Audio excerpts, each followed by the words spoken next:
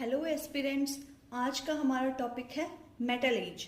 Metal as को हम दो टाइप से पढ़ेंगे, chalcolithic age and second iron as.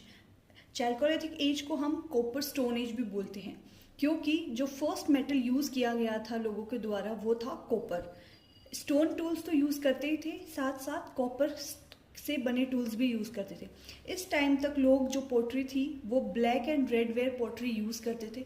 First time painted pottery का यूज हुआ था, इससे पहले विदाउट पेंटेड पोट्री ही यूज की जाती थी।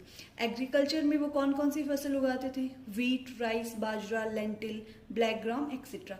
कॉटन भी उगाते थे, इसके भी एविडेंसेस मिले थे। जो उनकी इकोनॉमी थी वो नॉर्मली विलेज इकोनॉमी ही थी।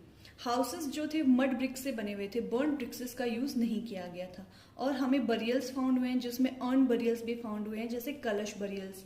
टेराकोटा के फिगर बनाए जाते थे, मोस्टली वुमेन के फिगर थे जो कि मदर गॉडेस। ये हमें नियोलिथिक एज में भी फाउंड हुए हैं। बुल जो था वो एक रिलीजियस कल्ट के तौर पे माना जाता था, और इन लोगों को कॉपर का यूज करते थे, तो इन लोगों को आर्ट ऑफ कॉपर स्मेल्टिंग भी पता थी। अब हम नेक्स्ट पढ़ेंगे आयरन एज। आयरन एज को मेगालिथिक एज भी बोला जाता है, और ये मेजरली डेवलप हुई थी साउथ इंडिया में।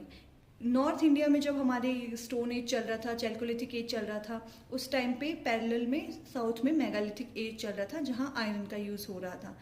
मेगालिथ को ग्रेव के ऊपर खड़ा किया जाता था, जैसे किसी की डेथ हो गई, उसको ग्रेव बना दिया, उस ग्रेव के ऊपर बड़े बड़े पत्थर खड़े कर दिए जाते थे, इसलिए उसे मेगालिथ बोला जाता है। ये लोग भी pottery black and red ware pottery का ही यूज करते थे।